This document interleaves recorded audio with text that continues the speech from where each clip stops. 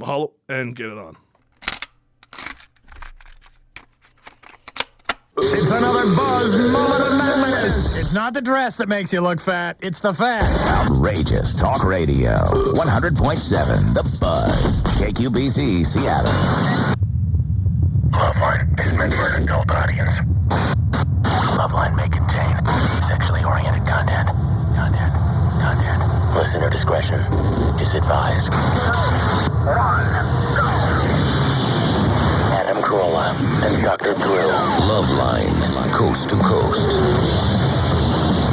It is LoveLine. I'm Adam Carolla. That is Dr. Drew over there. Phone number 1-800-LOVE-191. Fax number 310-854-4455. Dr. Drew is a board-certified physician and addiction medicine specialist. Tonight, our guest is the Love. The hosts find between each other. Well, we started out quite a love fest already.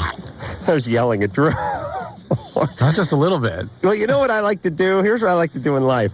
I like to speak in code, and then when people don't understand me, I like to yell at them for being stupid. I was yelling at Drew about the arrows. The arrows are God driving me forbid, insane. if that hadn't been what you meant, and I made an assumption that's what you meant. Well, you're always wrong with those assumptions.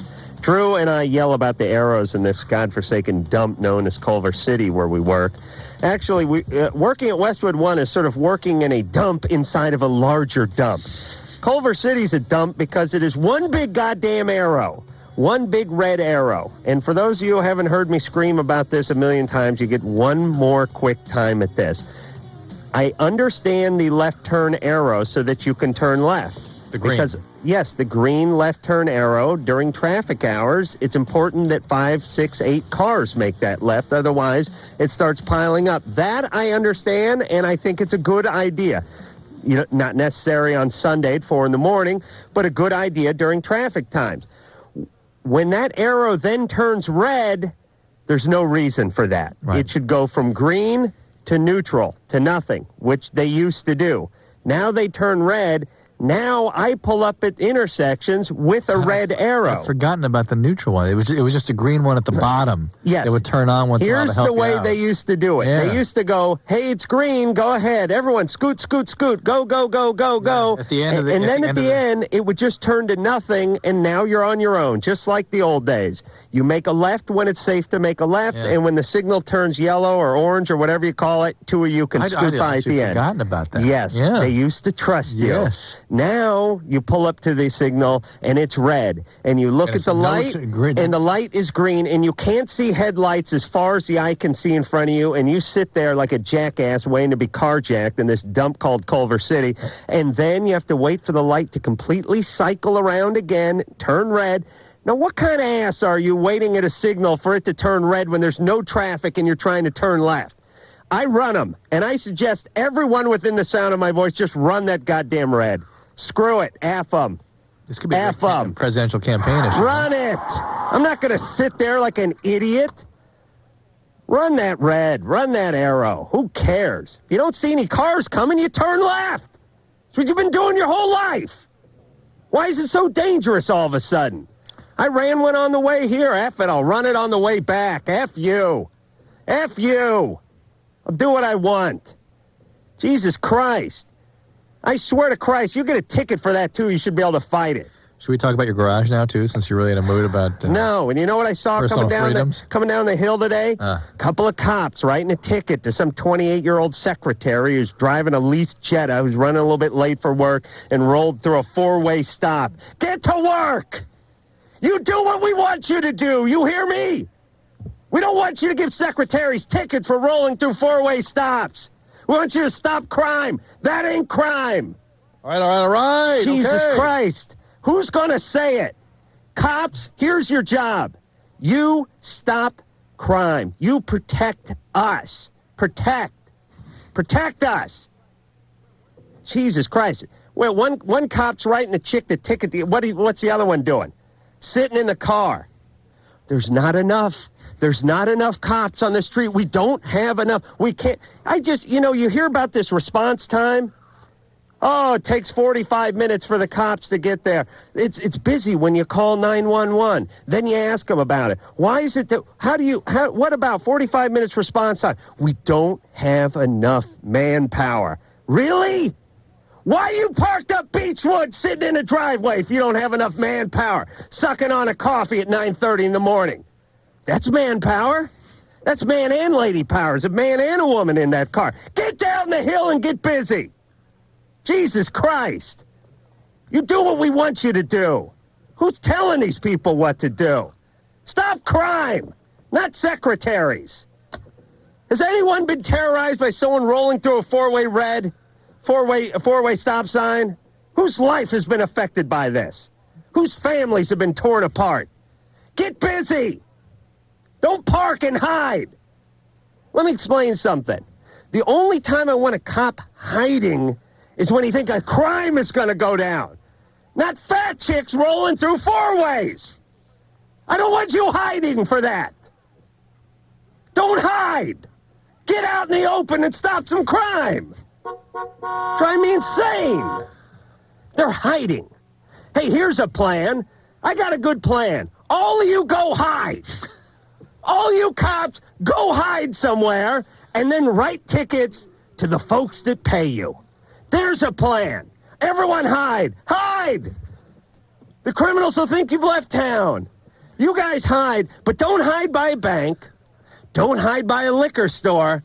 Go up the hill and hide. Go up in the nice neighborhood where the white people coast through stop signs. Find those people and bring them down. Oh, geez, the tragedy of a 28-year-old secretary running late for work, Drew. These women must be stopped. Thank goodness these guys were in place. I don't care if they have to stay there for 2 hours. If they can stop these people, well, it's a better place, isn't it? Stop hiding. You want to hide? You hide on the roof of a bank. You hide on the roof of a 7-Eleven. You hide like they hide in the 70s movies. You go undercover. You go hang out at the airport and do something. You ride around an orange van. Yeah, don't hide by any stop signs. This drives me insane, Drew. Who decided this was a good plan? Where's our vote in this? Listen, I feel sorry for the guy on the beat. I really do, because you guys have had your nuts cut off by what your captain has had you do, which is go up the hill and hide. How much hiding do you do at the police academy? Do they got a fake stop sign in a hedge where you can hide? Is there a training class in hiding? Listen, the stakeout has been replaced by hiding. I don't like the idea of people that are supposed to protect us hiding to bust us. Get down the hill and get busy. Jesus Christ. You guys should be ashamed of yourselves. One sits in the car and the other goes and explains it. And they got to explain to her what she did wrong. You know what you did, ma'am? Yeah, I'm sorry for rolling. I know, the car has wheels on it. It's confusing. You pull up to a stop sign. First off, don't put the goddamn thing there that says four-way, because that to me means keep going. Four-way don't mean S to me. You can see it's not even a four-way. It's a three-way. It makes a T. So all you got to do is turn your head half a turn to the right. You see that there's no other car at that stop sign. Why should you come to a complete stop there? Answer me. And if it's not a danger, what are you getting a ticket for? Jesus, cops, listen. I like you guys, I do. I don't want you to beat me when you pull me over tonight. But I want you to get busy stopping crime. Stop crime, You had not a theme going here. secretaries. Did you have a bad It drives experience? me. No, Some sort of masturbating mishap? I'm waiting for my next You ticket. missed your nap. I'm waiting You for missed my your next. nap. Okay. Okay. I'm waiting for the next ticket that I get for doing nothing. Yeah. For driving through a red arrow that wasn't there a week ago, and I can't see headlights in front of me. It drives me insane. Get busy. Jesus Christ. Eventually, they're just going to assign you your own cop. You ride in your back seat and write your tickets as you drive. Why not during the break? Why don't you go out and like just tool around the block about 3 times, go through as many red arrows as you can, just to get that feeling out. You know? I don't believe you should be able to write somebody a ticket for something that's not dangerous. So you think you got to get that out of your system? Go out there and just run through a bunch everybody, of red arrows? I run through them all the But time, during the break, every day. you can go And do I it, get them out of your suggest system. everyone else does too. Run them. Run them. Don't sit there like a jackass. Run them. You're sitting there, the light is green, there's no cars in front of you, you can't turn left. Why not? Run it. Run it, everybody. Please. If everyone did it, we'd be fine. Everyone do it. Please. Well, just do it. Civil disobedience. against stuff that doesn't make sense. I mean, we had civil disobedience against these Jim Crow laws. It was wrong to segregate. Mm-hmm. Now, in hindsight, doesn't seem like such a bad idea. But back then, we knew it was wrong. You see what I'm saying? And what did we do? We stood up. It was illegal for the blacks to ride in the front of the bus, but they did it. And we praised them for that. This is no different. I'm the Rosa Parks of arrows, everyone. Turn left on that arrow. Of four-way stop signs. Stand up before I take a bullet in some motel balcony. Stand up for yourself. Take that nut you used to have and pull it out of your pants and turn left. No reason for that arrow. All right. Lynn, 27. Yes. What's going on? Good evening. Hey. I have a question for Dr. Drew. Yeah. First, I just wanted to say that Dr. Drew is proof positive that an intelligent, well-spoken man is very attractive. Oh, and Adam, if you're ever in Seattle, I would drive you to the airport without standing you up. Any arrows in Seattle? Any arrows? Left turn lane. They're coming, baby. And that compliment you gave to Drew, by the way, suggests he's unattractive. Exactly. No, I didn't say that. Exactly. No, you didn't say it. You just implied it. In spite of being unattractive, That's because you're well-spoken, You'd it's say that okay. about an ugly guy. You'd say it about Kissinger. Well, I think that's true, that even an ugly person can be attractive. There you go. There it is. Thank you. True. There is. But Drew has the added physical appearance. So. He has the added bonus of being a 5.5. Yeah, not making me throw up. Okay. All right, man. The question is, my ex-boyfriend had no nipples.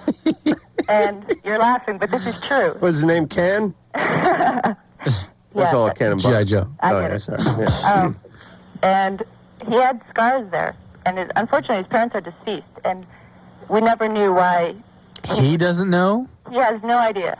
why his nipples were removed. And he has scars there. All right, I'm putting together a little theory. It's far-fetched, but stay with me. He killed both his parents in a knife fight where he lost both nipples, but was able to take his drunken dad out. Is that possible? You've solved No. the mystery. All right, he's born with no nipples but scars. No, he wasn't. Somebody removed him. Right, he had surgery at some point. Okay, but let me ask. I keep expecting a punchline here. Let me ask the wise yet semi-attractive Drew. Not disgusting, I think. The is not appropriate. disgusting yet wise, who's now attractive because of his personality and all that education. Drew. Yeah. If you were born without nipples, Right. wouldn't there be some residual something in that area that would Yes. probably maybe resemble scar tissue? Do you know what I'm saying? Yeah, I think... Seems like you would have to have something that you couldn't just be smooth skin there like your It ass. looks kind of like a mole, though, is what it looks like when usually a residual nipple there. It's not a residual nipple. It's a scar. You can see the sutures, You can actually see like a small white line where a nipple should have been in it. but can you see the stitches, like the hash marks where stitches were put in? You know, Frankenstein. Yeah. I don't recall seeing half. I know, but Lynn, you're piecing together something where his nipples were cut out. Right. And I would suggest it was more of a birth defect, and what you're seeing as scarring is something that's a sort of byproduct of these nipples, of not being born with these nipples. No, he remembers going to the hospital. He was really young. He was like under the age of 5. To have them taken off. Right, but For he doesn't emergency know. nipple Both of them. Bilateral nipplectomy. Yeah. What's up with his parents? What's up with his parents? They had early, one suffered from Alzheimer's and then passed away, so there was no recollection there. Good conversation to have with your mom who's riddled with Alzheimer's. Hey, Mom, where's my nipples? And actually his mother suffered from early senility. They put a disc in her head, and so at an early age he lost sort of contact with his mother because she was in a home. So then they both passed away, and now he has no idea. They both had dementia? Yes. Well, one had Alzheimer's, and one had dementia as a result of having a disc inserted in her head. What do you mean a disc inserted in her head? She was a track official. I got some bad jokes going tonight, you know Yeah. that? I know. Yeah. You're laughing at my expense. Good. Hey, Lynn, Yeah. you cut this guy loose on his 35th birthday. Do you understand? This guy's not the guy to have kids with. Because he has no nipples? No nipples and And dementia. and a history of dementia. This guy ain't a keeper. That might be the best kind of guy to have. All right, Lynn. I have no... Listen, I know... I can't think of anything off the top of my head that would require a nipples removed at a young age. No, nothing comes to my mind. And it wouldn't be both of them. Yeah, it's bizarre. You know what I'm saying? Yeah. I mean, if you had... What about that? Some infection or something? Yeah, be one. Well, what about like when a woman has breast cancer? You take one. You take one. Mm-hmm. Usually, I mean, sometimes you have to take the other. What about this business of removing the healthy breast in order to stop the risk of breast cancer in the future? Yeah, in some women you have to do that. Some women whose all the women get it at a specific age. There are certain genetic syndromes where that occurs. Right. You got to do it. And you know, I've seen the reconstructions they do now. They're unbelievable. Even you. Really? With the keen eye for the breast that you have would be appreciative. It's a healthy breast. I want to know what they do with the old one. What's that fetch at auction? I'm building a woman. I'll buy some breasts at the medical auction. I need 50 feet of fallopian tubing. I'm looking for a vagina. Low mileage. Something... You're in the market for a vagina? Yeah, I'm looking. I'm building a woman. Joe? Hi, how you doing? You're 22. What's up? Yeah, how you guys doing? I think you guys are doing a good job. Thanks, Joe. What's up? Helping other people. And I just have a question about adult circumcision. Mm-hmm. I have what they call a disease called, well, not a disease, it's got a condition called phimosis, or... Yeah. Are you familiar with that? Means the pee comes out. I've drawn you this picture before. Yeah, this isn't a good picture. Yeah, it's not fun. If this is where pee comes out down here. Yeah. Yeah. Comes out before the head, or... Yeah, it's under. I mean, I can't get the head out. That's the thing. Yeah, it's like a novelty dribble penis. It's great for parties. It's great for oral sex. It's like, no, baby, stay there. No, it hurts, believe me. It hurts to bring your head out? Yeah. Yeah. It hurts what? It hurts when you know, foreskin. Oh. Have sex. Oh, yeah, okay, so wait a minute. So you not only are uncircumcised, but the pee comes out before the head, so that you essentially fill up your foreskin when you urinate, and then it dribbles out. It's like kind of like a fountain. No. I mean, I have a small hole at the tip of it, and I pee okay. Now, it just hurts when I have sex, though. What is the actual mechanical problem you have right now? Well, I'm going to get circumcision. I want to get circumcision done. But now I heard that there's alternatives to surgery. Like, I heard there's steroid creams that they supposedly work for that. I'm not familiar with that. I hear they use in some countries they use seagulls. I understand why they just won't use. I can't imagine a cream would work the same as surgery, but I don't know. Wait a minute, hold on a second. Wasn't this guy didn't he just get done saying he had this condition where... Yeah, I don't think... I want to talk to you more about what... The phimosis is kind of different features to it. Maybe he had it corrected. Yeah. Joe? Uh-huh. Did you have your condition corrected? No. No, so what is you have stenosis? I want to get it taken care of, see. You want to have the circumcision done? Right, but I heard that you don't need to have surgery. I don't believe that's accurate. I heard that they can give you some steroid cream. Where did you hear that? I was just talking to this counselor in school. There's a emergency meeting of the Moyles Union now. Especially, I mean, again, what are the features of your... I've seen it on the internet also. What are the features? You've got a complicated situation here, though, because you've got phimosis and you're uncircumcised, He's not able to explain his phimosis. Right, I understand. What is this phimosis, Joe? What happens? What's different about your door? Well, my whole penis is covered by skin.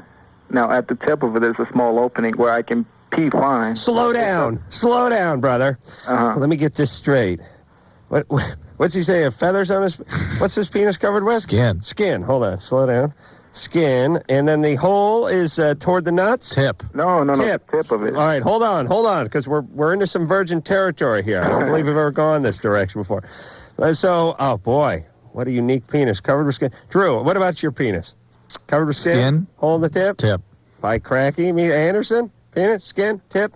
Wow, we all suffer from this horrible affliction. We have to start a support group. We could get hundreds of men to join, maybe millions. All right, so it's covered with skin, and there's a hole in the end. I can't see the head of my head on my penis, so you know what I mean. I can't pull it down. I can't. Okay, so what you're talking about stenosis. You've got stenosis of your foreskin, and that's definitely going to require circumcision. You put words in his mouth 10 minutes ago. No, he said phimosis. He said no. He said I got, and you said phimosis, and he went, oh. Well, you know what I mean? No, he meant stenosis. Yeah. He was confused. Yep. Okay, here's my point. How can you have a circumcision with steroid cream? What's that do? I can't understand that. Do you understand what he's talking about? I think he's confused again. I think maybe the people talk to him about ways to treat stenosis, not circumcision. Right. But to improve the stenosis, and I can see where stereochrome could help that. Right. So it's just like trying to piece together like some foreign tongue. Stenosis. You think he's pre-med? Stenosis is like when you pull the hood of your windbreaker over your head and you cinch down on the drawstring, and your head so won't you go through. just barely can see through, like that guy on South Park. Yeah. And then you don't loosen it up enough to be able to pop your head through. Exactly. And you can't breathe and That's you die. stenosis of the foreskin. Yes. Right. That's what he has. Tony. Hello? You're 18? Yeah. What's up? I'm calling because my dick went to sleep. Your dick? Like a little while ago. His dick? What? Your dick went to sleep? Yeah. Mm-hmm. Maybe it'll have a wet dream. Wouldn't that be great? Yeah, I wish, dude. No, and and now it won't wake up and stuff. And I had sex with an old love of mine a couple days ago, and it was pretty rough. But I don't know why it went to sleep. I was riding my bike after that. I know this is kind of out of context. But I was riding my bike, and then when I came back to my house, it had, fallen asleep. And I thought it was just, when your hand falls asleep, you just, hit it or do whatever to wake it up. But Sure. It won't wake up. By falling asleep, you mean it's numb? It's numb. It's, numb, kind of, you can't really feel anything. What did having sex have to do with riding your bike? Why did you bring those two things up? Well, just because the sex was kind of rough, and I had a lot of it that day. But everything functioned well. What? Oh, everything went. I mean, it was awesome, dude. And there was no numbness at that point. No, but I thought that maybe I could have jarred something or. No, there's a nerve that goes along the base of the perineum, the thing you sit on. Yeah. And riding a bike, if you go out on a mountain bike and smash that area with the bike seat, you can crush the pudendal nerve, and that can affect the whole operation there. So it's probably at the pepe. Could be a mixture of the rough sex and then the hard bike I riding. think the bike thing is the issue. I'll tell you, some of my He sperm. needs to see somebody about that. My sperm fell asleep the other day. Oh, yours is always drowsy. Yeah, it was just I was whacking off. I hear him playing the harmonica I once was in a looking while. at it. They're It was just. lounging back. I have Mexican sperm. I took a siesta. It was leaned up against a cactus, had its sombrero tilted down in front of it. No, seriously, though, Drew. It's all right. I was just looking at my sperm. It was just sitting there. It didn't move. What does it normally do? And I put a little dab, put a little dollop. Hamster dance? I put a little dollop on the nightstand. Yeah. And I came back 45 minutes later, same place. Didn't move. Just sitting there. Did your maid come find it too? Did you leave it? How dare you? How dare you? No, I hide from my maid. I clean the house for she goes. Are your pillows still up in the attic? Oh, that's right. I got to get my pillow. You're right. Okay. Mental note. Drew, call my house, leave a message for me so I don't forget. All right, we'll take a little break. We'll be back.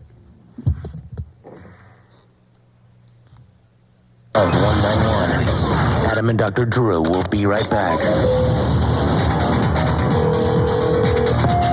Hi, this is Adam. Please leave a message.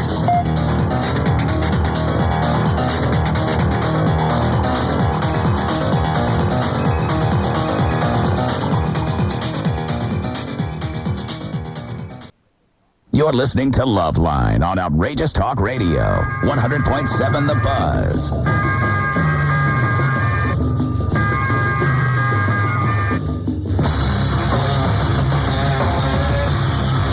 Yep, it is LoveLine. I'm Adam Carolla. That is Dr. Drew. Phone number 1-800-LOVE-191.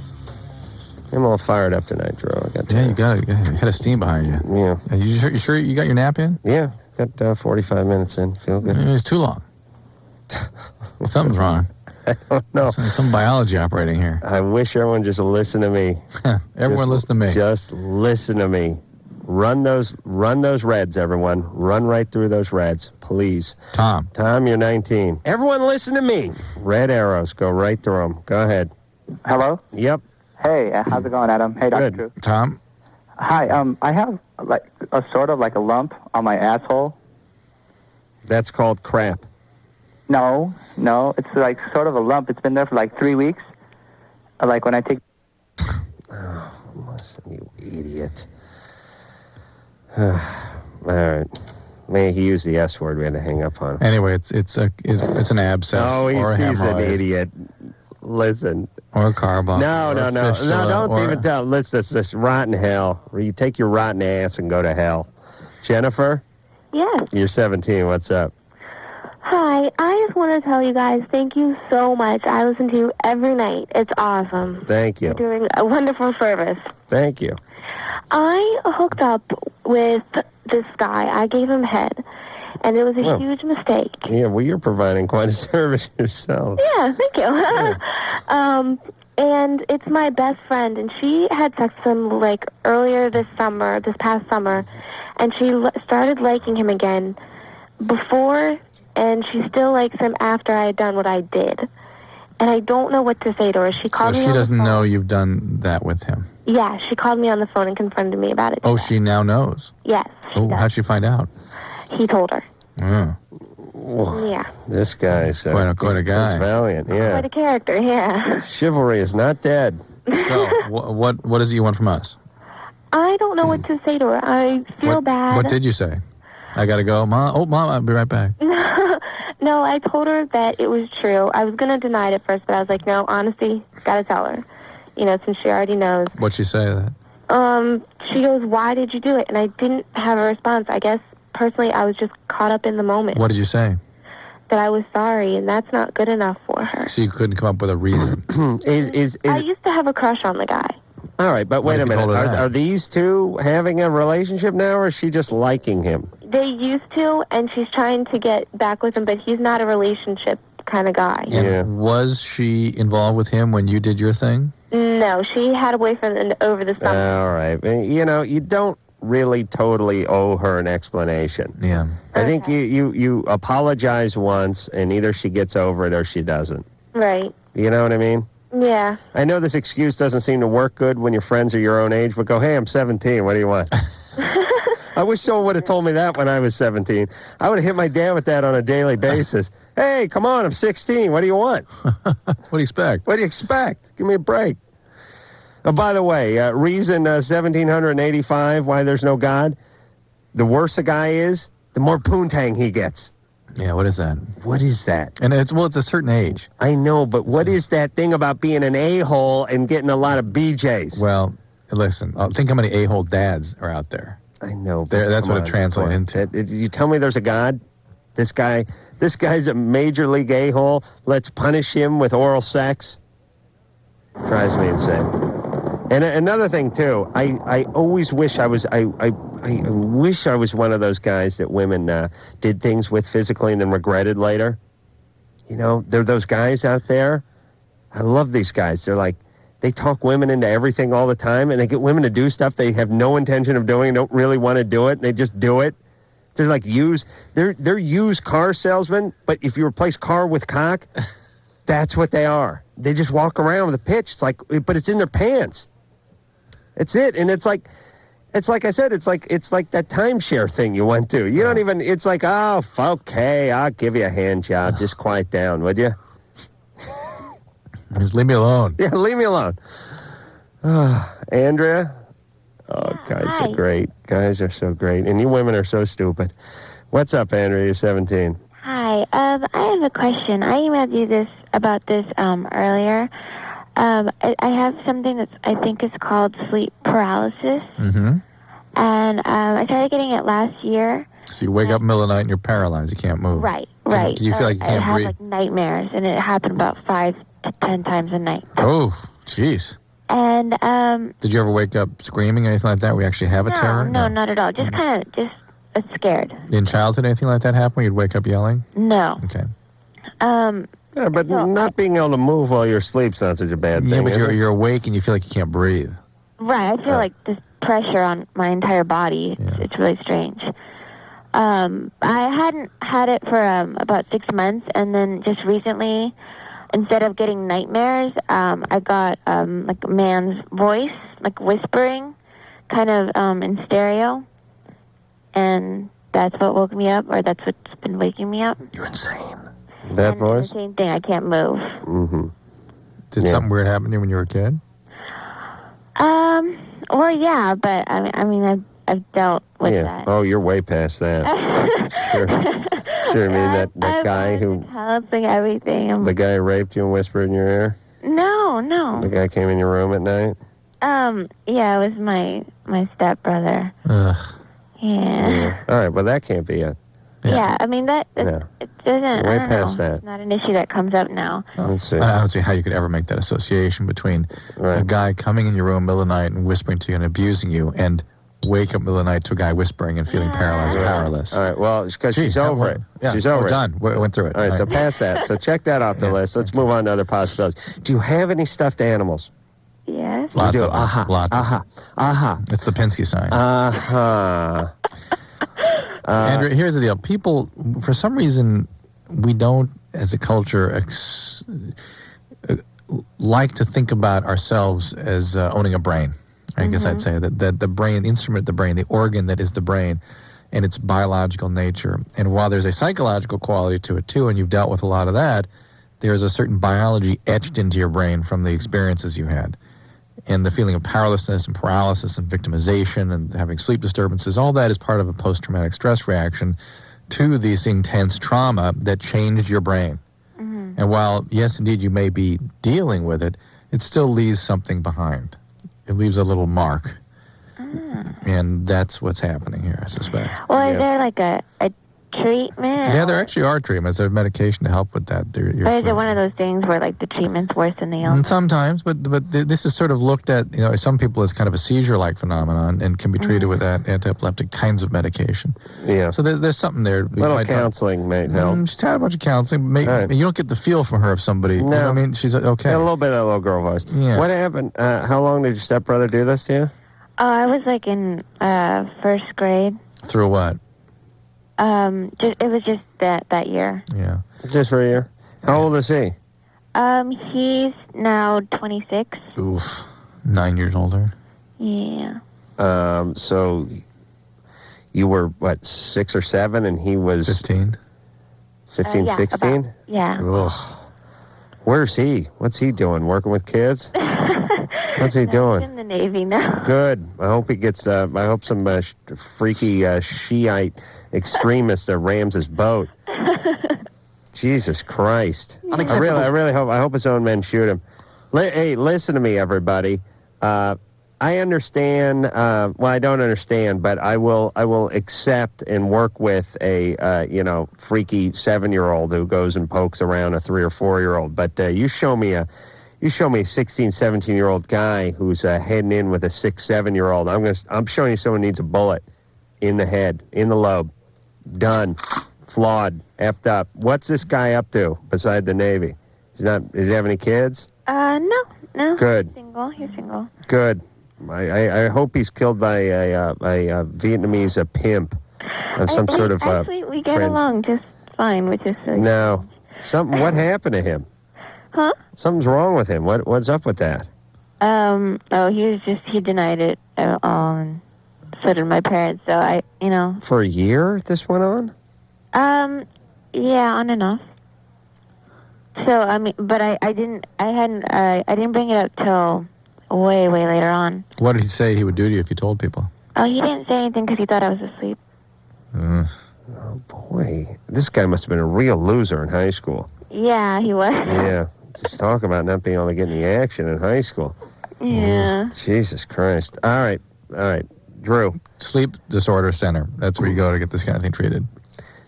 This whole stepkid thing. This is a recipe for disaster sexually. It really is. Bringing stepkids in. Oh yeah. Especially whacked out, loner, older stepbrother dude. Oh. The bad Ronald type. 15, 16 years old. Can't get an ounce of poontang in high school. Sizing up that nice 11-year-old girl with the pigtails you got over there, looking like a ham to a vulture. I tell you, if I ever get myself in that kind of situation, I'll put a padlock on the door. I was just thinking that. I was imagining locks on all the doors. And some sort of intercom and video system. Yeah. So I can monitor it.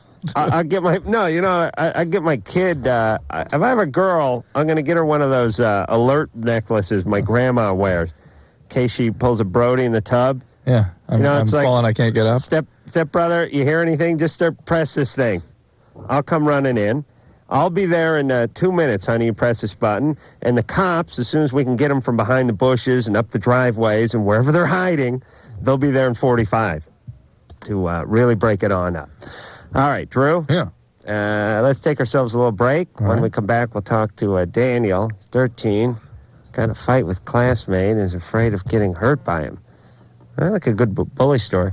Nicole is 19. Boyfriend cannot orgasm if she gives him a BJ. She wants to know if it's her or him. I don't trust her. I don't trust that penis. It's not him. It's the penis I don't like. All right, we'll talk to Nicole, and then we'll get to Daniel after that. LoveLine will be right back, so get your problems ready. Ready.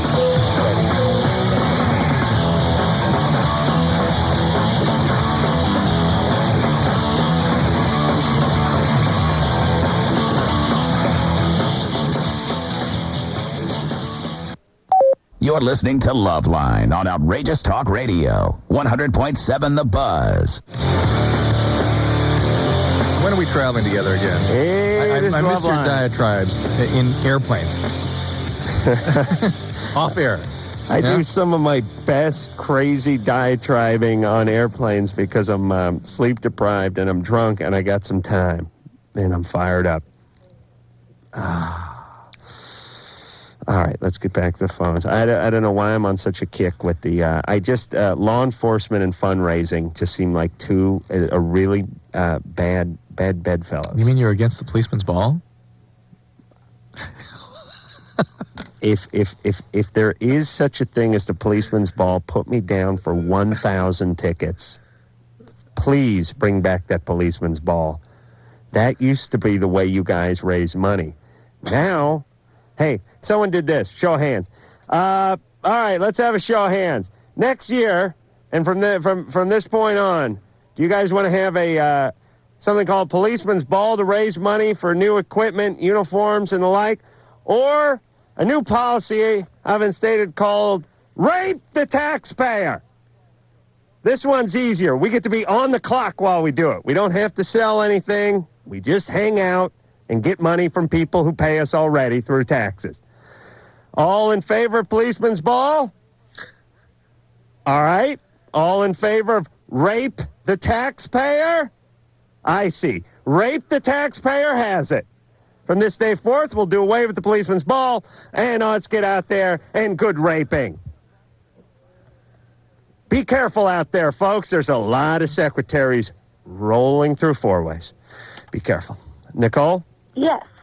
You're 19. Yes, I am 19. What is up? Okay, I don't know. I have a question. Like, I don't know if it's like him or if it's me, but every time I go down my boyfriend, nothing happens. I mean, he gets hard and everything, but he doesn't like pass the point, you know? And he's active, you know, you've had sex before and it's worked then, but just when he receives a blowjob, nothing happens. And I don't know if it's like him or if it's... I don't think it's him. It's him. I don't think it's me. I mean, I'm old enough to know what to do, you know? You've been able to produce before. Yeah, and it sucks.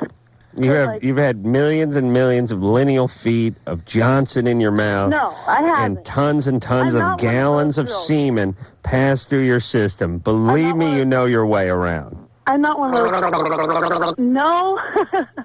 I'm still a virgin and stuff, too, and it sucks because it's like if I can't satisfy him in some way, I want to know if there's like something wrong with him or not. No, they're just those guys.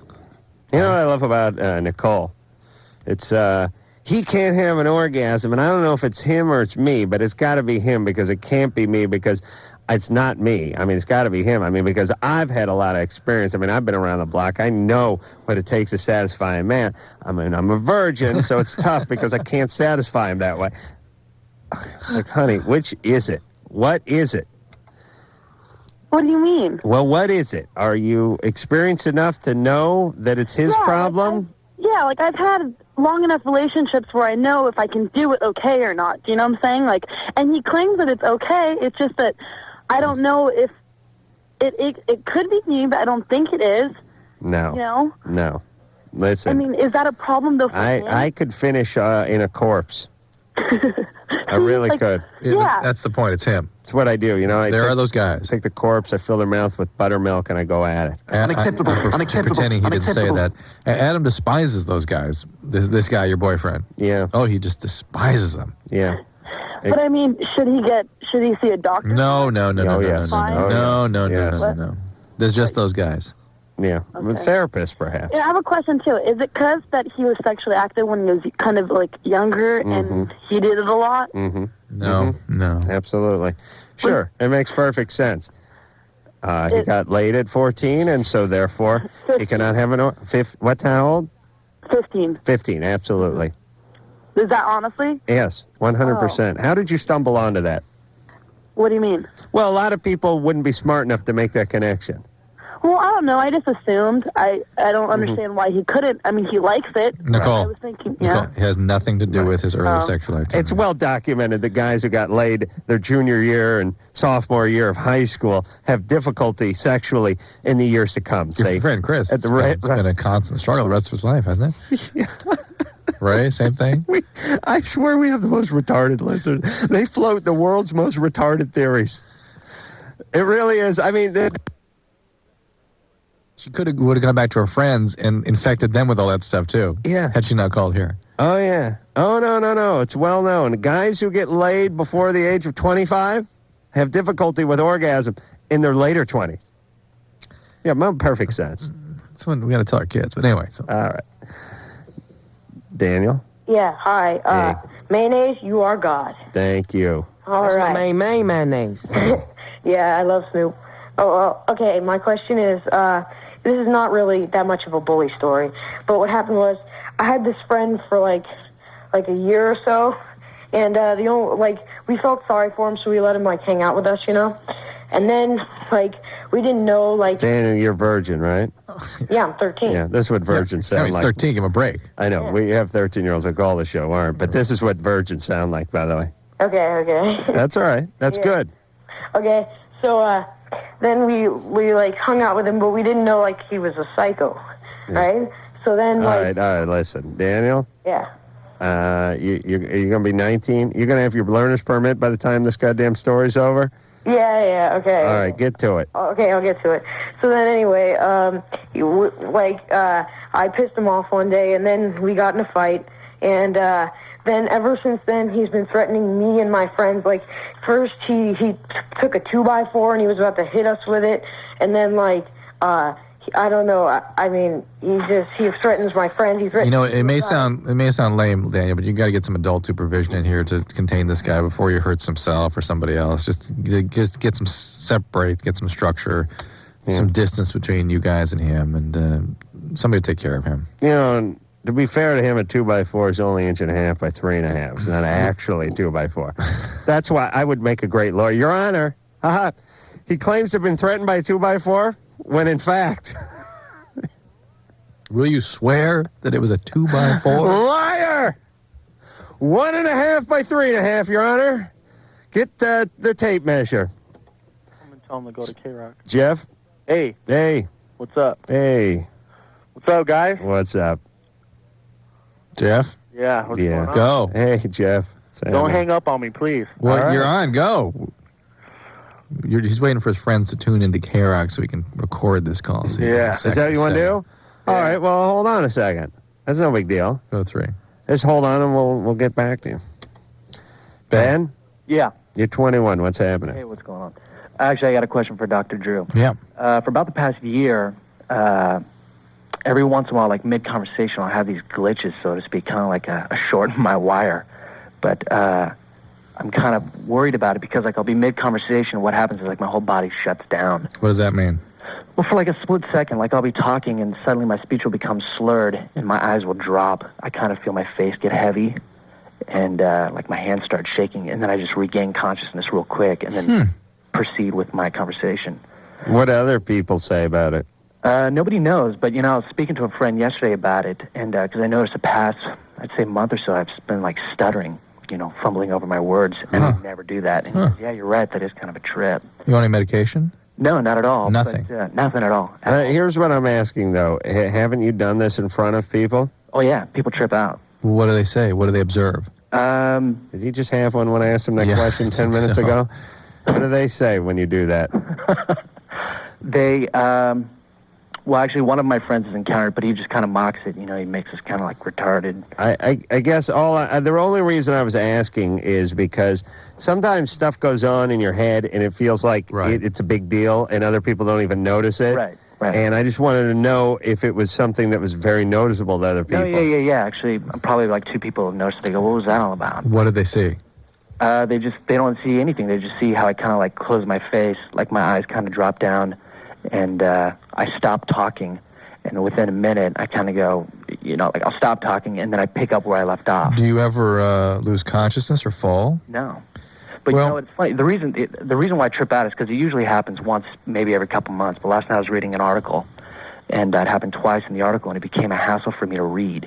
So I just gave up on the article because... Are you having any emotional disturbances or anxiety, panic, depression, anything else like that? No, not at all. He's swooning, isn't he? And the reason why I'm concerned is because my hands started shaking. But back in January, I ran to the emergency room. Yeah. I left school. Yeah. And because when I woke up in the morning, the right side of my face was kind of paralyzed. Right. My face was droopy. Okay. So I went to class and everything was cool, and then it kind of started to hurt.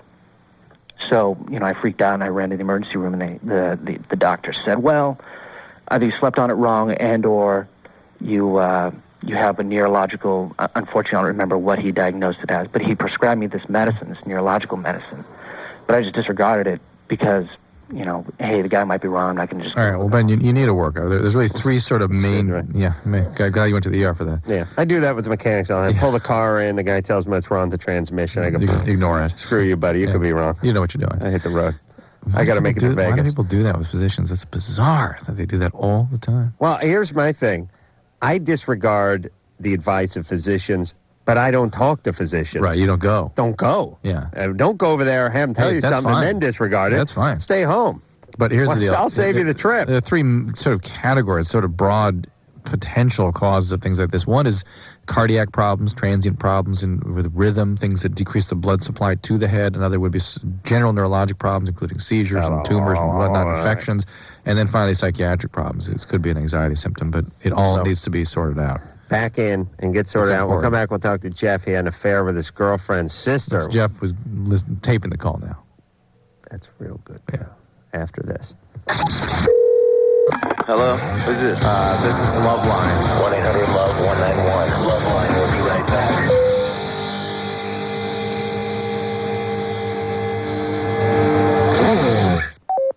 You're listening to LoveLine on Outrageous Talk Radio. 100.7 The Buzz. Outrageous Talk Radio. 100.7 The Buzz. KQBZ, Seattle.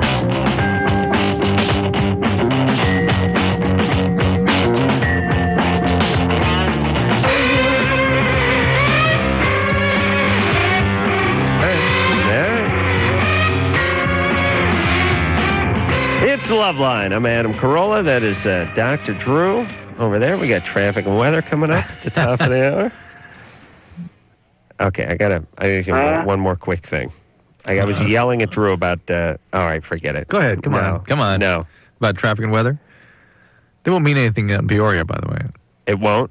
I'm not sure they You live in travel. L.A. and you drive, I listen to talk radio. I love talk radio. I really enjoy talk radio, but I don't need the goddamn traffic report every 6 minutes. I don't. And I said to Drew, what percentage of the people listening are actually affected by that particular traffic report? And he said less than 1%, and I'm sure it's even less than 1%. So everyone, stop the traffic reports. Or have a traffic channel we can go to. How many times, everyone, show of hands, how many times have you, put it this way, how many millions of traffic reports have you heard in your life? How many thousands have you heard while you were walking with your headphones on? How many thousands have you heard when you were in your living room? How many thousands of traffic reports have you heard when you were in the traffic that they were reporting and it was too late? Thousands. Isn't that a sad thing?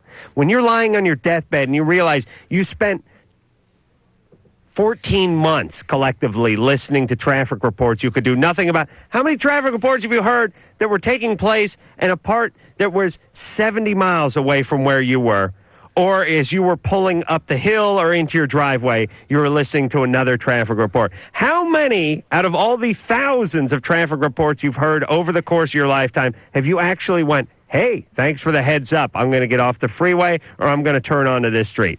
For me personally, I can say 3 times in 30,000. And you know what? It's worth it. Ugh. It's worth it to lose the 3 times, to lose the 30,000 for the 3. Yes. You know what I'm saying? Yes. Forget it. Make a traffic station. Everyone tunes into that. Done. Don't care about the weather and the traffic. And don't need to hear it every 6 minutes. I don't know who decided we needed the traffic rammed up us. And I think it's because radio guys just don't know what to do and they don't care. Jeff? Yes. You're 21. I am. How you guys doing? Good. All right. Yeah, I've been having an affair with my girlfriend's sister, and I don't buy of it. Yeah, I know. No, I don't buy it. Why? Why are you talking about it? What do you mean? Why am I talking about it? No, I really don't buy it. Me neither. Disqualified? Because you had no feeling attached to that. It's a serious thing, and you tossed it out like you were talking about what you watched for television tonight. Hey, how much more passionate am I about traffic? Way more passionate about traffic than him, the girlfriend's sister. Hey, Jeff. Hey. Really? We're really. Hey, dude, seriously? Yeah. I was kind of bummed because you're out here for a golf charity thing, the Kings thing. Yeah. I didn't get to see you, man. I work at the hotel you're staying at. Oh, at the. Right on, dude. I really wanted to get a photo with you. Oh well, I would have gladly done it with you. Late, man. Yeah, I did. Because I was waiting for you, and I heard you on the radio, so I'm like, oh, it's not. Yeah, whatever. I want to like Jeff because he almost waited. He couldn't do the math. Where was this? You in Seattle or something? No, this was a golf tournament that I got drunk at. By the way, these are not golf tournaments. These are drinking games. Yeah. You just go out and get loaded. They have beer at every tee. Yeah. But I went and played some Kings golf tournament. It was probably about 2 months ago. In Newport or something? Yeah, Newport. Yeah. And I had to drive out to the hotel that was near there after this show. Yeah. And this guy couldn't figure the math out, I guess, because I got in at 1 o'clock and he worked at the hotel, and he should have known I was going to be walking through the lobby at that time. Right. You know the thing about these golf tournaments that's no good? They're celebrity golf tournaments. And I think, oh, cool. Maybe I'll get on a team with Cuba Gooding Jr. or something. Oh, yeah. Charlie Sheen or something. You know what happens? You want to hear a disappointing part? I turn out to be the celebrity. Oh. I'm the celebrity. That's the worst of all possible. I mean, much better. There should be good real celebrities there, and you matched up with somebody inconsequential. No. As a celebrity, you don't get to play with celebrities. You are the celebrity. And they have, a whole bunch of foursomes that go out, right? So all the celebrities get spread out. So I become the celebrity for my foursome. But here's my foursome. 3 guys in their early 60s who are in commercial real estate development. Oh. You know what I mean? So it's like, hi, I'm Adam. I'm your celebrity. Hi, Alan. Nice to meet you. Do you juggle? No, I'm on MTV. MTV. Bert, doesn't your daughter watch MTV? I believe she does. Hi. Okay, Alan, you're up first on the tee. It's Adam. Oh, fantastic. And I'm thinking these poor sons of bitches got stuck with me as their celebrity. Oof. Guys who golf they don't listen to LoveLine. I can and they don't understand that. watch Demand Show. Yeah. And they're not really, the guys I went out with, seriously, you know what they did? They built the Staples Center. Wow. I was like, they were the celebrity. Yeah. And they were in construction, so I was going nuts. Oh. Did you ask them questions about how they solved some of those problems? I had a guy who was he did commercial concrete work, did the Staples Center. All of them did the Staples Center. I had 1,000 questions for him, and I said to the guy, how many 90-pound sacks in a cubic yard of concrete? He went nuts. He couldn't figure it out. He had to get on the phone. It's like 27 sacks. It's something I've always wanted to know. Hey, Stefan? Yeah. You're 21. Hey, I've been using injectable painkillers called Nalbuphine or Nuvain. Yeah. And I was wondering if there are any long-term bad effects as far as... Yeah, it's heroin addiction. That's what you got. Same thing. I don't do it intravenously. It's intramuscularly. Same thing. It's same thing? Same thing, basically. Drew, what is the difference between the venous and the muscular in terms of how it works? It's a little bit more powerful reward to the brain. So the speed with which these things reach the brain and the intensity, the ultimate dose determine the effect on the brain to some extent, but the duration and return to the influence, lots of other things come to bear too. And Nubain is a very powerful synthetic You do opiate. intramuscularly for heroin? Yeah. Do people do that? Oh, yeah. I mean, like between their toes or something? Skin popping. You ever heard of that? No. Well, they do that. What do they do? When they run out of veins, they just start injecting the muscle. Well, I mean, so when guys don't want to get track marks in their arms. Oh, they do it in their ass, they do it in their legs, they do it all over the place. Shoot it between their toes. Yeah, they do or cocaine something. that way too, and it breaks down the skin. It's a big mess. Nice. Okay. But Stefan, this is, the problem with this is opiate addiction, or opioid addiction, and it's a deadly disease, profound disease. When you're shooting painkiller into a muscle, though, doesn't that muscle get numb? No. No, not really. No. It's not a peripheral anesthetic. It's a central acting. Ooh. Cocaine's effect on the, what reason your nose goes numb is different than the reward effect on the brain. Nice, but hey, you get both. What exactly? That's called a positive cycle. You have to be detoxed in a hospital, and you have to be treated. This will not stop by itself. Steven, how'd you get on this one? Bodybuilding with my friends, and then I guess it helps you to work out harder and get stronger. Basically. Yeah. This is you're doing it every day. Yeah. Yeah, this is a couple times a day now, and I'm not bodybuilding anymore. If you were coming to see me, I would not detox you outside of a hospital, and you'd be spending a few months in a highly structured environment. Well, don't freak him out. And that's what you need. You need to take some time out and get this thing treated. This is a brain disease you've got now, and a switch has been thrown in your brain that basically hijacks the survival centers of your brain and gets you focused on pursuit of these compounds. And without them, opiate addicts have this very intense sense of loss, this very painful, empty feeling that it's hard to live with, and they always know where the solution is, how they can get, they can get some relief. They convince themselves if they just have one more dose, they'll be okay, and they'll get back, back into sobriety again, and they, of course, relapse. I have a question. When parts of your brain get hijacked, do they go out your ear, or are they, hide in your ass? Where do they go? They stay in the body? Out your ass. They're hiding with the cops up the driveways by the four-way stop signs. Where do they go when they're parts in the cockpit waving the gun? Flight deck, excuse me. Flight deck. Yeah, they changed the word cockpit to flight deck. I guess they didn't like the word pit. Matt? Yeah. You're 16? Yeah, man, I'm the Halo guy from last night. I have the ring around my dick, Right. But I have bigger problems than that. Okay. My girlfriend, she has really saggy... Oh, man, we had to hang up on him again. He used the T word for boobs, which I still can't figure out why you can't use that word, because it's derived from teat, as far as I know. But somehow, though, to have him get on and say something like that, I find just especially despicable. I do too. Yeah, I don't know why. It's so demeaning to his girlfriend. Yeah, although I think he's probably just screwing around. He's just a dick. Yes. Thank you. All right, Dave. Yeah. You're 19. I am 19. What's up? Okay, so I used to date this guy who was really nice and really, normal, or so I thought. Like a while after we broke up, and we didn't really break up. We just kind of stopped talking and stopped. You're gay. I see. Yeah, yes. Yeah. Drew's right. Sure. So then, Sure. I don't know why I have to overstate the obvious. It's not like we need to coax him out of the closet. He knows he's gay. I'm sorry for that. Go ahead, Dave. Okay, it's no problem. I don't care. So, a little bit after we stopped talking and stuff, someone told me that he was arrested for child molestation, and this is freaking me out, But I kind of got over it, and I just kind of tried to move on.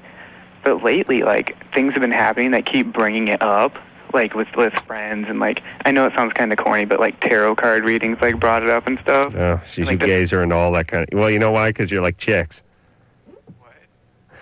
You gays are basically, they're women with penises, is how it works. And that's not a bad thing, but that's the truth. And therefore, they're into all the nonsense that women are into, astrology, tarot cards.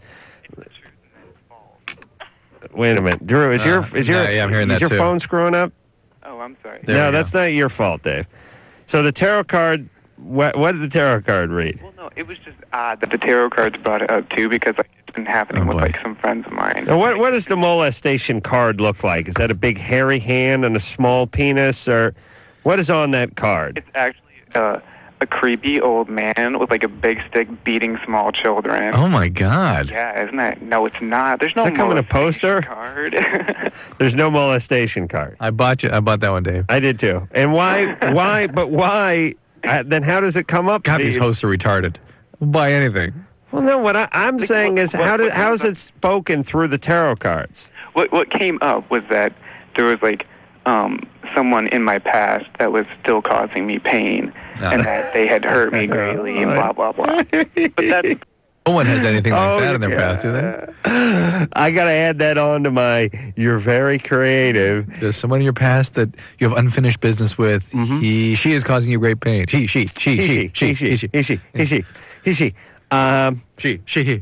I'm picking up a consonant. Do you know anybody with a consonant in their name? Or vowel?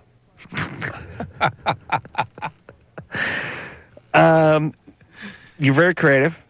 You're very intuitive. You know a lot. You have good instincts. Is that true? Absolutely. How do you know that? Sure.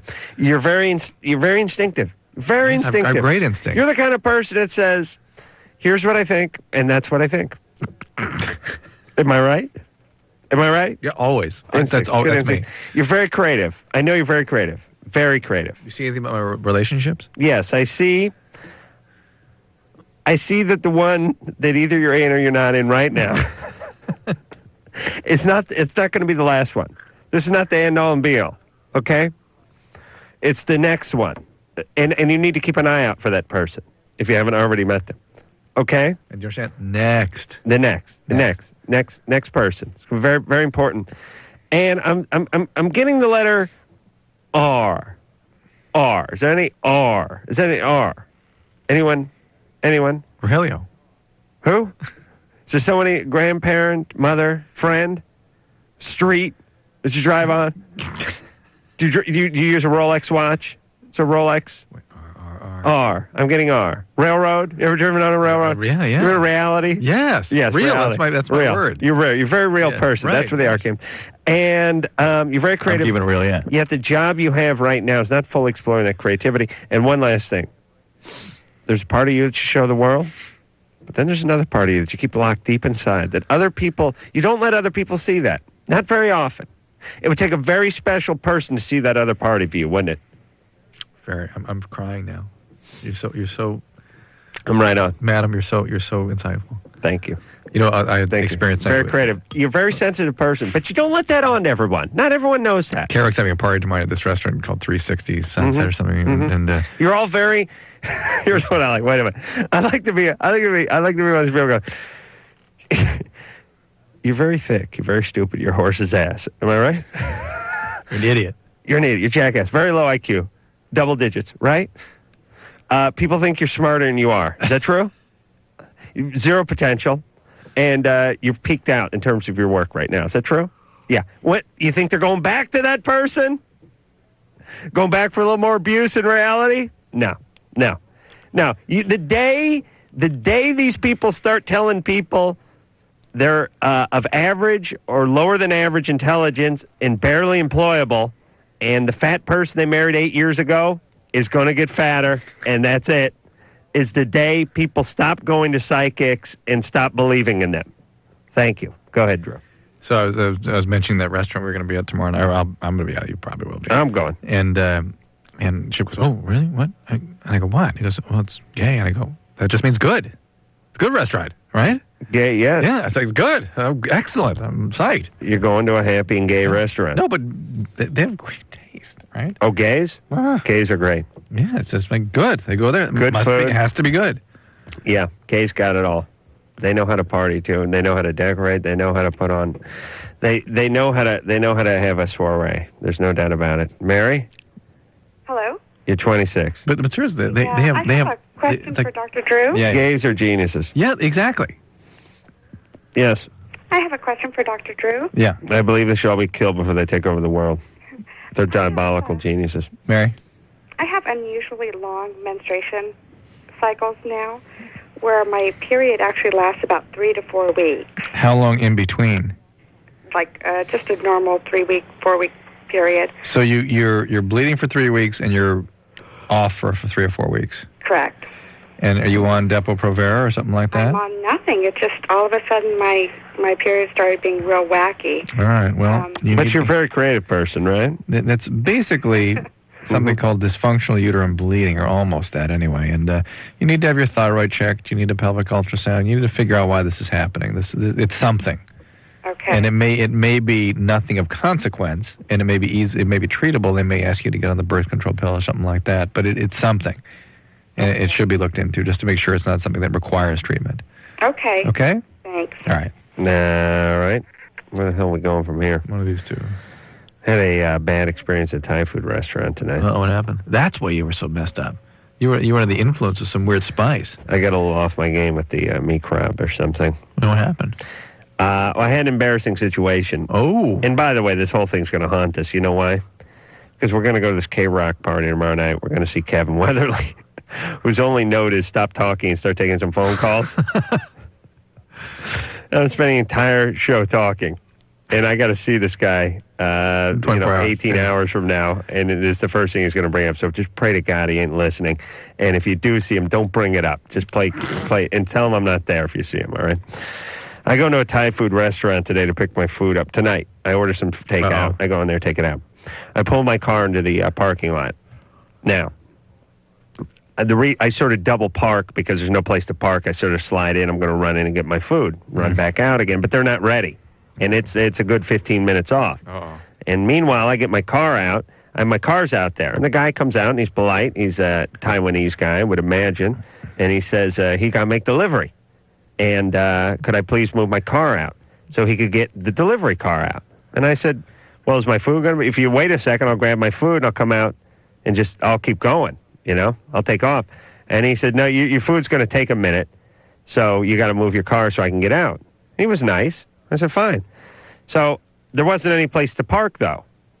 So what I did is instead of pulling my car out and down the street kind of thing, I pulled back and maneuvered it over 10 feet, slid it over closer to a bunch of other cars, giving him space to pull out. But he didn't think he could make it. And I realized it was a maneuver. It wasn't a 2 or 3 point turn. It was just crank it around and bring it around. Yeah. Kind of thing. But this guy's driving a minivan. He's last thing he drove was one of those fan boats on the Yangtze River or something. I mean, you know the one they drove. James Bond got around it. The point is this guy wasn't going anywhere, and I knew it. So I stood outside next to him. Now, here's the funny part. Right out front of the Thai restaurant, the big window. Yeah. So everyone's looking at us right now, And I'm looking like the world-class jackass because I was supposed to go move my car, but instead of moving it, I just slid it over. You repositioned. I repositioned with plenty of room for this guy to back out, but not this guy. And now I was going to look like an idiot because I wasn't giving him enough room.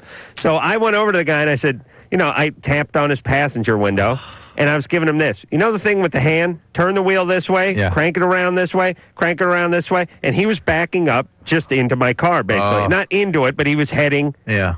He was parked. Heading for it. My car made a T over his car. Yeah. And instead of cranking the wheel to the left and pulling out, he was just coming straight into my car. I said, crank it. And he'd pull 8 inches and hit the brake. 8 inches, hit the brake. 8 inches, hit the brake. And I was doing this. Come on.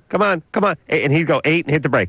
And come on, 8, hit the brake. 8, hit the brake. I don't know why I got so invested in it, but after about 10 hit the brakes, when I was just going, come on, and he just keep hitting the brake, I just finally said to him, I knocked on one. I said, hey, you do what I tell you to do.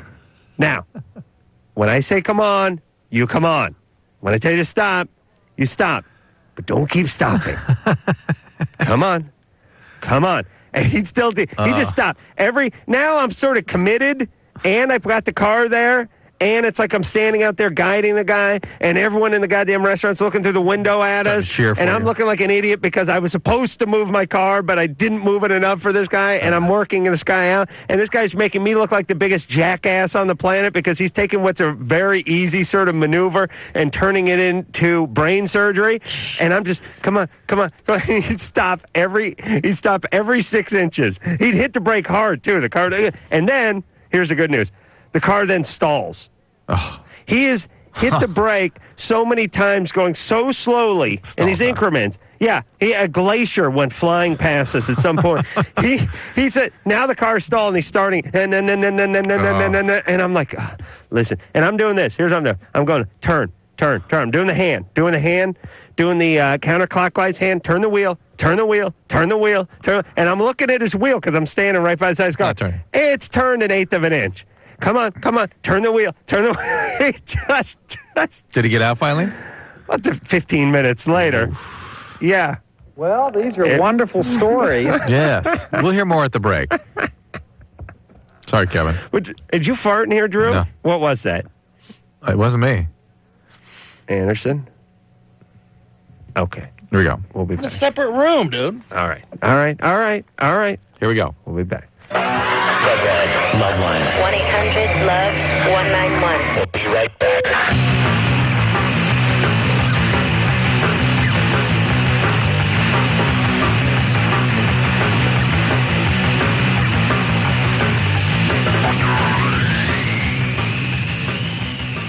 You're listening to LoveLine on Outrageous Talk Radio, 100.7 The Buzz.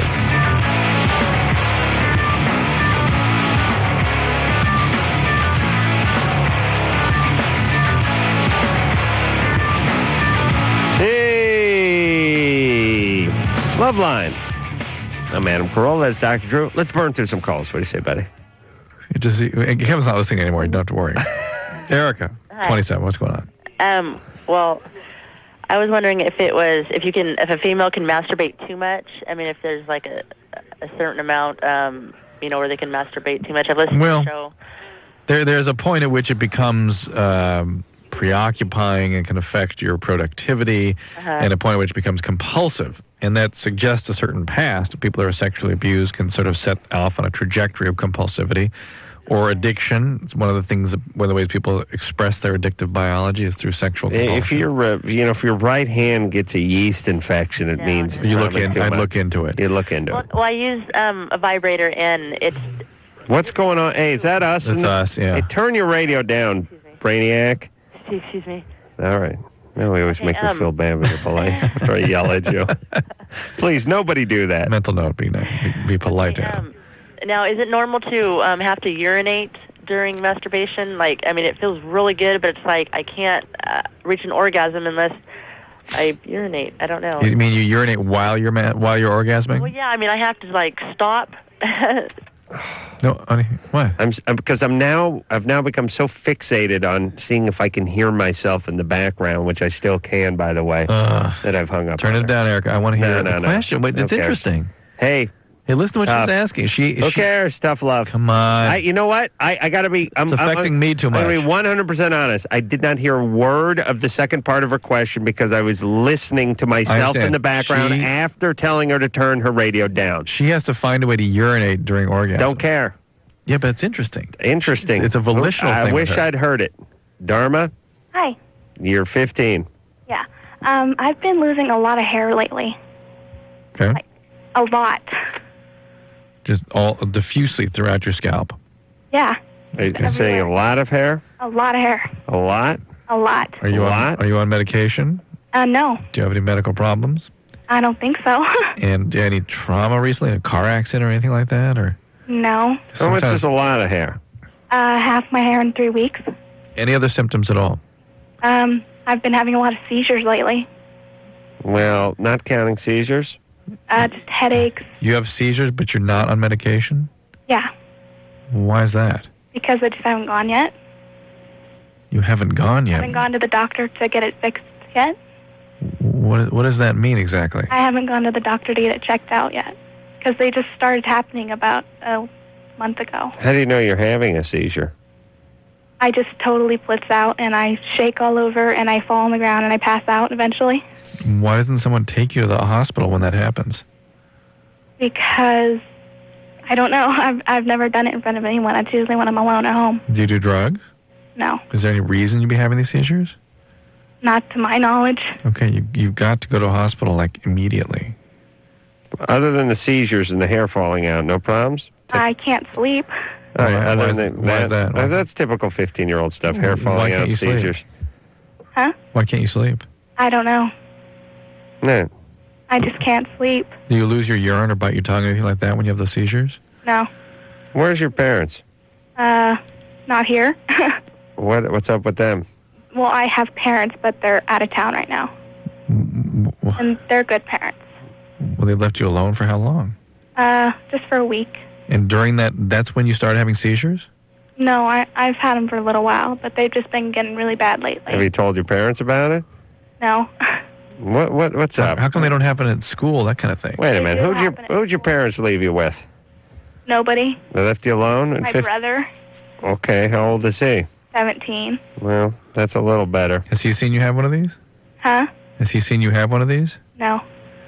And what happens when you have them at school? They're not as bad at school. They just I just tremble all over and I can't hear anything. I just lose all hearing. All right. You need to go to a doctor. Yes? Yeah. Why haven't you gone? I don't know. I just don't like doctors. All right. Well, why are you calling us? I don't know. I just want to see how I can get my hair to stop falling out. Well, wear a beanie. I don't wear hats. I look very bad in All hats. right. Well, then you got to go to a doctor. Okay. All right. All right. This is very serious, Dharma. You must go. The hair issue is just something ancillary, a symptom. But there's something substantial going on. Yeah, listen. Here's the deal, Dharma. I don't want to scare you. Okay. But you probably have a week to 2 days to live. No. You could have a problem, like a tumor or something, and that they could get to, and something that they could fix, but if you let it go too long, they might not be able to fix it. So it's important that you check yourself out, all right? All right. All right. Take care of yourself. Okay. Where'd your parents go, by the way? Costa Rica. They're wonderful people. Drug mules, right? No, I love my mom. What about your dad? Do you have any... You have My no... dad? Yeah. My dad's a jerk. Uh-huh. You have no emotional problems? No. You've never been in a hospital for any reason? Mm-mm. You don't have any emotional problems? Mm-mm. Really? Really? Okay. What are they doing in Costa Rica? It's just a vacation. It's their first vacation since we've been born. All right, baby. You go to the doctor, okay? Okay. Let us know what happens, will you? Please. Really? I want to know what happened. Oh, okay. I forgot all about it. Jesse? Hello? You're 16? Yes. What's up? Okay, I just wanted to know, every time I masturbate and I come, I start, sneezing uncontrollably. I just want to know why that was happening. Jeez, your belly must be a mess. Excuse me? I said your belly must be a mess. You get it coming from both directions. So some kind of war zone in there. Yeah. There are sneezing all over yourself. Basically, vessels, your blood vessels kind of dilate in the nose, and it causes a little seepage of fluid sometimes, and that triggers some sneezing. So there's nothing bad if that happens? No, not usually, no.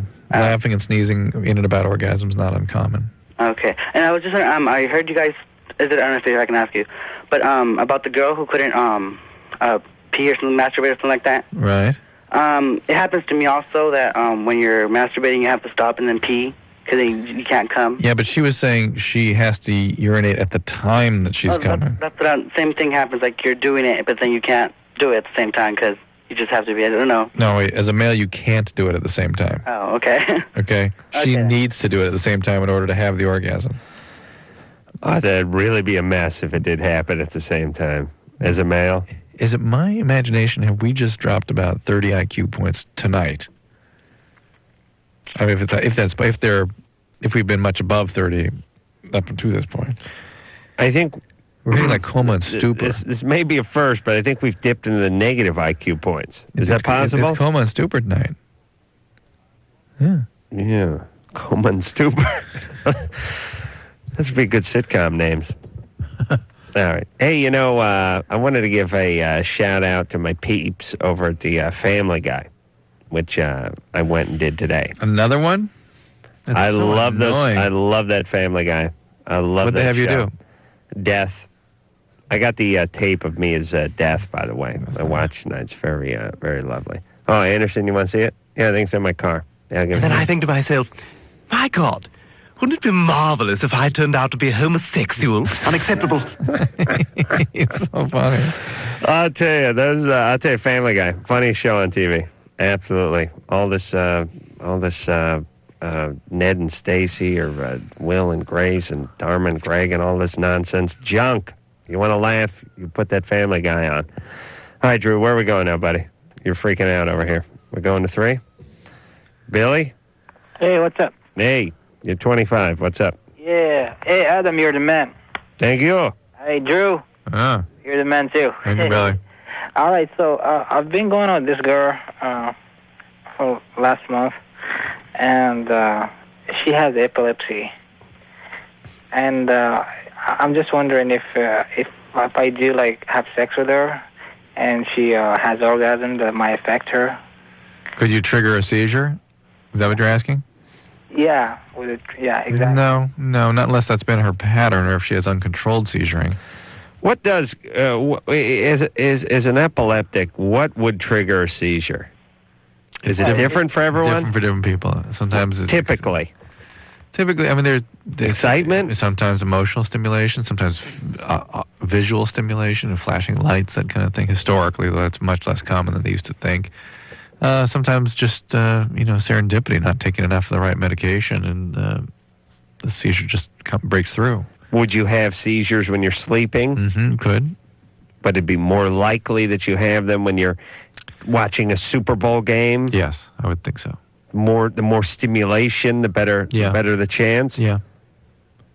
Remember that story some years ago where some woman had epileptic seizures by seeing Mary Hart from Entertainment Tonight? Yeah. And there's weird little things that give people seizures. Right. Weird little theme songs. Yeah. The opening to Gilligan's Island You don't or see something. much of that in reality.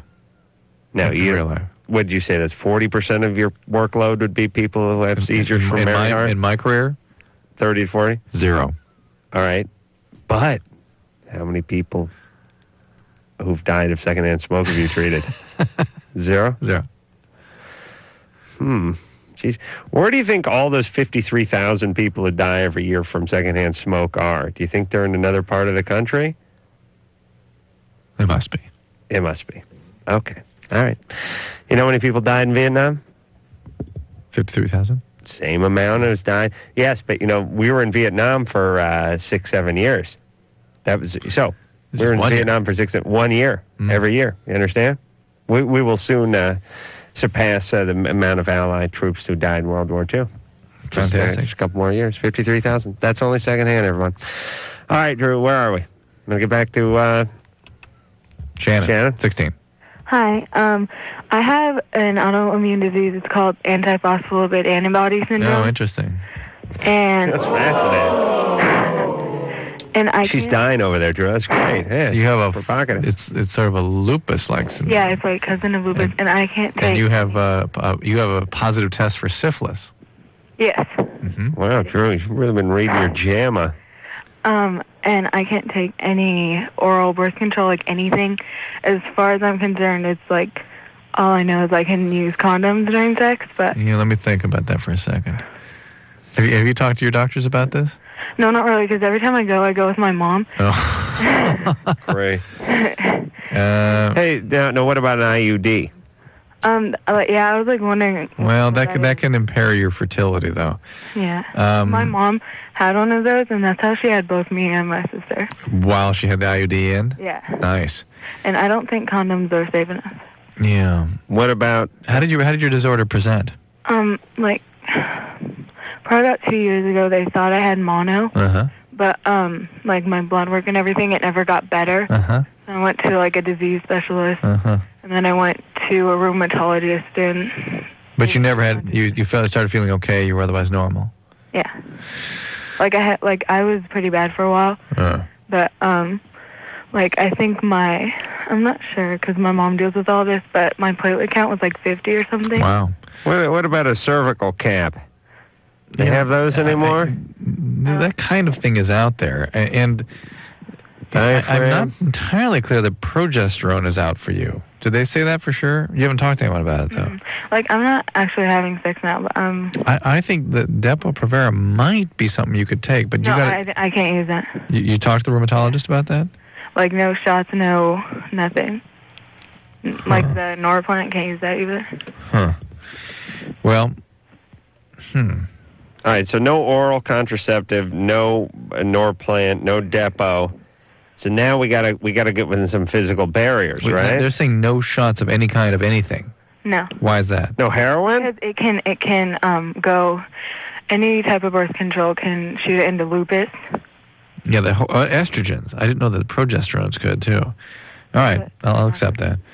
All right, well, you're going to have to use barrier methods then. That's it. And may have to use 2 barriers. Use a condom and a diaphragm, condom and a cervical cat, condom and a sponge, something like that. And I have another question. That's pretty effective if you're careful about it. What's the other question? I'm like totally obsessed with sex, and I've never had sex, but like seriously, I think about it so much. After you've had it, you won't be so caught up in it, believe you me. But like, it like seriously bothers me, and it's not always like conventional. Sometimes it's just weird things that just like come in my mind. Like what? Like, I don't know, like, I'll be walking down the street and I'll see some guy and I'm like, I wonder what it would be like to have sex with him. That's conventional. Yeah, Okay. Drew does that all the time. Okay, like, I don't know, it, like, bothers me, though. I know, but this is a new thing to be strapped with or saddled with. Yeah. And, it's interesting. There's some data showing now that the degree to which women are preoccupied like men is somewhat determined by the level of circulating androgen, testosterone-like hormones. That some women really have a lot of that going on and have more male type of experience of their sexuality and would be preoccupied like Shannon is and bothered and troubled and it's uncomfortable, versus others who are less bothered, more receptive in their orientation. What would the physical characteristics of a woman who had more I'm not sure. Higher levels of testosterone circulating through them? It's hard to... Smaller breasts? Not necessarily, because the way a woman responds to those hormones is different. If you gave her a bunch of exogenous male hormones, she would develop from the outside, other than what her body would normally produce. Exogenous are hormones that hate chicks? That's right, from the outside. She would get, facial hair and would get deeper voice and all that So sort of stuff. if you introduced testosterone to her via a syringe or a pill or patch or something, it would react differently than if she was actually producing it. Potentially. Why? Because the balance of the way your body is set up to respond is sometimes different than its response if you're taking something extra physiologic. Does that make sense? Yeah, and you tell me if this makes sense. There's a part of you that you show the world, and there's a part you keep. It's very secret. It's all yours. It's very you treasure it. There's a relationship I've had been very hurtful. You're very protective. You're very protective over that part of you, and you don't want other people to see it. Am I right? How did you know? Oh boy! All right, we're going to take a little break. We'll be back with Drew and his psychic friends after this. Hello, this is your radio. LoveLine will be right back.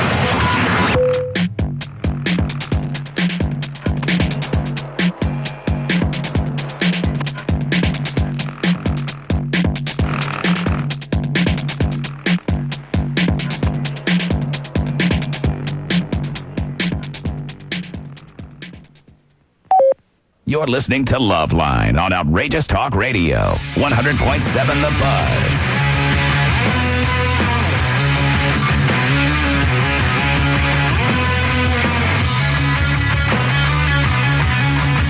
Yeah, that's what you get. Nice.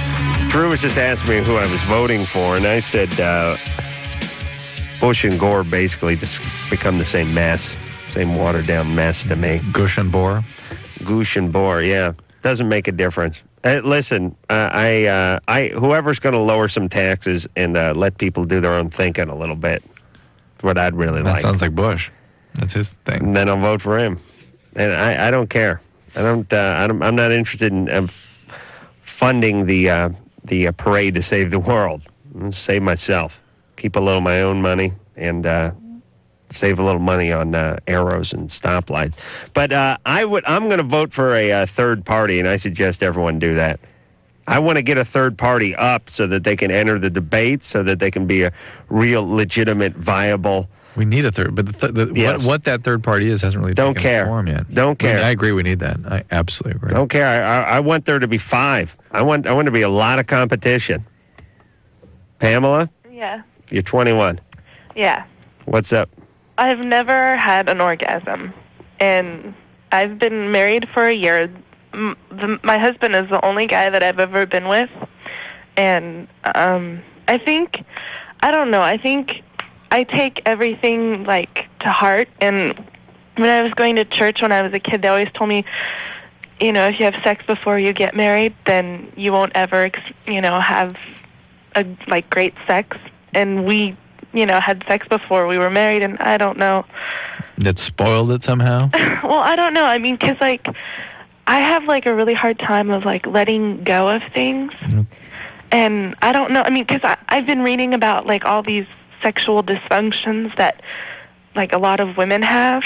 Right. And I don't know. I mean, I really want to, and I think I don't know if I just like I try too hard to. Well, listen, you still believe in God? Well, yeah. but what? Well, no, I do. I don't know. I just. You're all right with him? Yeah. Maybe you believe he's watching you? I guess. I don't know. He's looking? Is he when he's looking over you or he's looking at you? Oh, I would say looking over. So you're part of his flock. Yeah, I guess you could say that. I see. But he doesn't see you when you're on your back. No. He's not staring down at you? I don't know. When you make that face? He doesn't? Well, I mean, the only What reason... about when your husband pulls out? Do you think that upsets God? No. Why not? He certainly can't be a big fan of the pullout. Well, we just had a baby, so he doesn't do that, I guess, very often. The pullout. Yeah. All right, so God's all right with that. Yeah, God's great with that. But what about all the oral sex? Well, see, I also have a problem with that, too. Yeah, so does God. God's like, what are you doing? That's not for procreation. Well, no, I mean, that's not why I have a problem with it. Oh, the reason why I have a problem with it is because I don't... It's like I'm afraid that because I got a bladder infection once. And so ever since then, I get like really like, I hated it. It was awful. And You're going to get a bladder infection from oral sex? I don't know. I'm just You don't know, Pamela. That is very true. From consuming mass quantities of semen? Not if I perform oral sex, if my husband does. Having urinary tract infections is sort of a normal part of sexual activity. It just happens once in a while. All right, baby. But it lasted for like 4 months. It was awful. Well, did you have it treated? Yeah, I had a really crazy doctor who only gave me antibiotics for like 7 days, and that's all you're supposed to need. Really? Yeah. Oh. Well, crazy, that guy. Well, Wow. no, because In fact, you're only supposed to need a single dose on 3 days. The most. Dr. Bombay. I went to a new doctor, and he said that I was supposed to, like, for antibiotics to work, you have to have them for at least 2 weeks. It depends what the organism is, but urine infections, actually, it's a single dose. All right. You should be able to wipe it out. Pamela? Yeah. Listen, baby. Do you like your husband? I love my husband. Everything's good? Yeah. All right. You need to have a glass of red wine, mellow out a little. Forget about... You do what I do. You embrace Satan in the bedroom. You think about Jesus when you're driving, but Satan when you get in the bedroom. Then Jesus in the living room, Satan in the bedroom. You understand? Well, that's not Allah in the hall. and Moses in the can. And oh Christ. Enough. Where's Buddha? Where do you think about Buddha? The boudoir. The boudoir. All right. Let's see. Who do we get to? Where are we going here, Drew? Let's burn some calls. Pick a Come on, call buddy. there. Pick a call. Elvis, What's up? you're 21. You have a vein in the base of your penis. Yes. Good. That's good. Yeah, that's a good thing. Yeah. But it's hard. I went to the emergency room because I broke my hand. But while I was in there, I figured, well, hey, while you're at it, I just found this. Twofer. Nice. And So the vein is clotted and become hard now. You're right. Do you do weird stuff with, putting too much something around the base of the penis? No. Well, that's how he broke his hand. He grabbed it too hard. Why? I just lost my virginity 3 weeks ago. Yeah. And when I lost it, it was kind of in the heat of the moment, went down and just bought some condoms. Condom was real small. It was too small. That's what I was asking. Did something get constrict around the base of the penis? You said you're doing weird things. Oh. You said weird things. I was just I was having All right, well, that may be why the vein clotted off, though that's not typically something that would happen, even from restricting flow there. So I would suggest you have a workup for what's called a hypercoagulable state to see if there's something that's causing your blood to tend to clot more easily. Yeah, protein S, protein C problems, and the various stages along the clotting cascade that can be happening. It's your worst nightmare as a doctor, though. Guy comes in, Doc, I think I broke my thumb. Yeah, and by the way, as long as I'm up on the rack, let me show you something. And he starts for the pants. Yeah, but does that happen a lot? The front is better than the back. Good point. So anyway, you do need to get that checked out, and you might want to see a vascular surgeon because those things can become irritated and painful and be a real pain in the neck. All right, we'll be back. LoveLine, back in a minute.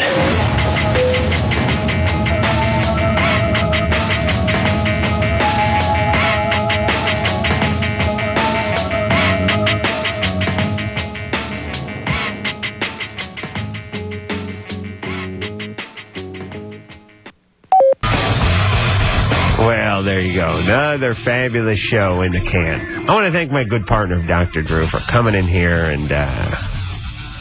What'd you do? I just came in here. Oh, I see. For actually showing up tonight. Yes, that is wonderful. So, until next time, this is Adam Carolla for Dr. Drew saying... What's happening? Mahalo. Hey, Ma, where's my nipples, huh? This has been LoveLine. The opinions expressed on this show are not necessarily those of the staff, management, sponsors, or this station. The producer for LoveLine is Ann Wilkins Ingold. LoveLine is a presentation of Westwood One Entertainment.